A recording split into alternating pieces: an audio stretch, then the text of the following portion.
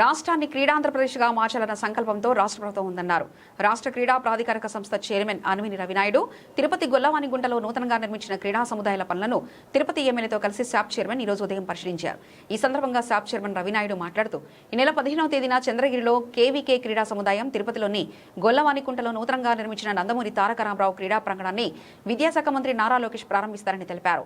నూతనంగా ప్రారంభించనున్న క్రీడా సముదాయంలో ఐపీఎల్ను నిర్వహిస్తామన్నారు. ఈరోజు తిరుపతి నగరంలో తిరుపతి నియోజకవర్గంలో శాప్ చైర్మన్ సోదరులు రవినాయుడు గారి ఆధ్వర్యంలో ఈ ఓపెన్ డోర్ అవుట్డోర్ స్టేడియంని, క్రికెట్ స్టేడియంని నిర్మించడం జరుగుతోంది.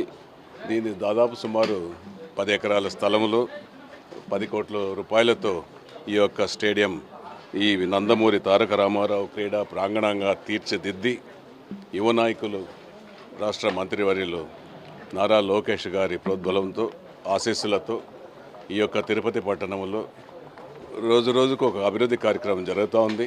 ఇండోర్ స్టేడియం అన్ని రంగులతో అభివృద్ధి జరిగింది. ఇది అవుట్డోర్ స్టేడియం కూడా అన్ని రంగులలో రూపుదిద్దుకుంటూ ఉంది. ఇది ఖచ్చితంగా గౌరవ ముఖ్యమంత్రి గారు, గౌరవ ఉప ముఖ్యమంత్రి గారు, గౌరవ మంత్రివర్యులు నారా లోకేష్ గారి ఆధ్వర్యంలోనే ఇక్కడ ఈ క్రీడా ప్రాంగణం, నందమూరి క్రీడా ప్రాంగణం రోజుకు అభివృద్ధి చెందడం జరుగుతుంది. ఇందులో cricket, volleyball, basketball, kabaddi, kho kho ఇవన్నిటిని కూడా ఈడ ఏర్పాటు చేయడం కూడా జరుగుతోంది.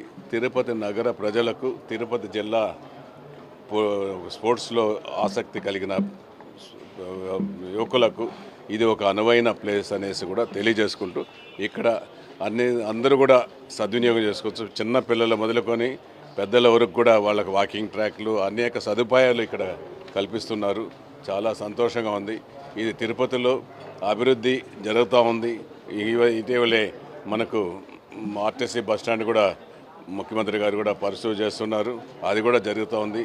రోడ్లు కానీ, కాలువలు కానీ అభివృద్ధి తిరుపతి పట్టణంలో పరుగులు పట్టిస్తూ ఉన్నది అనేసి కూడా తెలియజేస్తున్నాం.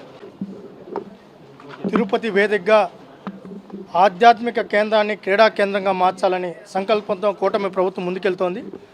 గౌరవ శాసనసభ్యులు ఆర్ని శ్రీనివాస్ అన్న గారు నేను శాప్ చైర్మన్ అయిన తర్వాత ఇక్కడ తిరుపతిలో క్రీడలను ప్రోత్సహించాలని అనేక సందర్భాల్లో చెప్పడం జరిగింది.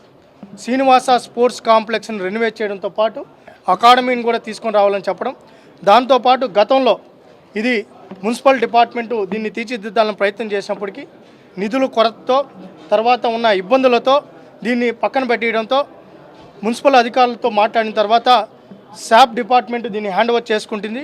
తద్వారా క్రీడాకారులకు దానికి సంబంధించిన మంచి స్టాండర్డ్స్తో దీన్ని తీసుకొని వస్తామని చెప్పడంతో దాన్ని పూర్తిగా శాప్ హ్యాండ్ ఓవర్ చేసుకోవడం, తదనుగుణంగా కూడా ఈరోజు 9.5 కోట్ల రూపాయల పైన దీన్ని కేటాయించడం, ఇది పూర్తిగా సెస్ సిఎస్ఆర్ ఫండ్తోనే దీన్ని అన్నీ కూడా కేటాయించడం, నందమూరి తారక రామారావు గారి పెవిలియన్గా దీన్ని నామకరణం చేయడం, ఈరోజు అనేక క్రీడలు, రూరల్ అండ్ అర్బన్ క్రీడలను కూడా ఇక్కడ ప్రమోట్ చేయడం జరుగుతుంది. మంచి స్టాండర్డ్స్తో క్రికెట్ గ్రౌండ్ కూడా ఏర్పాటు చేయడం జరిగింది. ఇది ఒక మంచి సెంటర్గా కూడా మారబోతోంది. దాంతోపాటు చంద్రగిరిలో ఇండోర్ స్టేడియం, నారా రామ్మూర్తి నాయుడు గారి పేరుతో ఇండోర్ స్టేడియం కూడా నిర్మాణం చేయడం జరిగింది. దాంతోపాటు గూడూరు, సూలూరుపేట, కాళహస్తికి సంబంధించి నిధులు కూడా కేటాయించడం జరిగింది. కర్ణం మల్లేశ్వరి గారి పేరు మీద అకాడమీని కూడా తీసుకొని రావుతుంది. ఇవన్నీ కూడా లోకేష్ గారి చేతుల మీదుగా ప్రారంభించడానికి సంకల్పించి లోకేష్ గారిని అడగడం జరిగింది. ఆ రోజు నారా లోకేష్ గారు కూడా ఇదే యువకులం పాదయాత్ర జరుగుతున్న తరుణంలో ఆ రోజు ఒక మాట చెప్పారు, తిరుపతిని ఖచ్చితంగా క్రీడా కేంద్రం చేస్తామని చెప్పారు. ఇచ్చిన మాట ప్రకారం ఇవన్నీ కూడా జరుగుతున్నాయి. ఒక పక్క ముఖ్యమంత్రి గారు, ఒక పక్క డిప్యూటీ సీఎం గారు, లోకేష్ గారు క్రీడలను ప్రోత్సహిస్తున్నారు. ముఖ్యంగా గౌరవ ఎమ్మెల్యే శాసనసభ్యులు గారు నేను ఏది చేసినా, ఏ కార్యక్రమం చేసినా ఒక శాసనసభ్యులుగా నన్ను వెన్నుదట్టి ముందుకు నడిపిస్తున్నారు. ఎందుకంటే తిరుపతిని అభివృద్ధి చెందాలనే ఒక తపనతో ముందుకెళ్తున్నందుకు ఆయన సహకారంతోనే ఇవన్నీ చేయగలేమని కూడా తెలియజేసుకుంటూ 15వ తారీఖున మధ్యాహ్నం నుంచి ఈ కార్యక్రమాలు ఉంటాయి. ఆడుదామాంధ్ర అనేది స్కామ్ ఈరోజు నేను కొత్తగా చెప్పలేదు, ప్రతిపక్షంలో చెప్పాం. మేము దాని మీద ఎలక్షన్కి వెళ్ళాం. ఆడుదామాంధ్రలో స్పష్టంగా ఆధారాలతో కూడా బయటపడింది. రోజా పాత్ర ఉంది, అదేవిధంగా బైరెడ్డి పాత్ర ఉంది. దాంతోపాటు నేను అనడం ఏంటంటే ఇది వాళ్ళతోనే పరిమితం కాలేదు, ఇంకా దానికి మించిన వ్యక్తులు కూడా ఉన్నారు.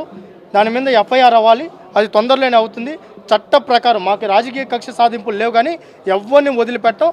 ఒక రోజు లేట్ అవ్వచ్చేమో కానీ అంతిమంగా ప్రజల సొమ్మును ఎవరైనా దోచుకుంటే మటుకు ఖచ్చితంగా చట్ట ప్రకారం చర్యలు ఉంటాయి. దాంతోపాటు ఇంకో మాట చెప్తాం, గతంలో ఉన్న పాలకులు ఏదైనా మంచి చేస్తుంటే ఖచ్చితంగా అభినందిస్తాం. తప్పు చేస్తే మటుకు ఖచ్చితంగా ఈ ప్రభుత్వం వదిలిపెట్టదు.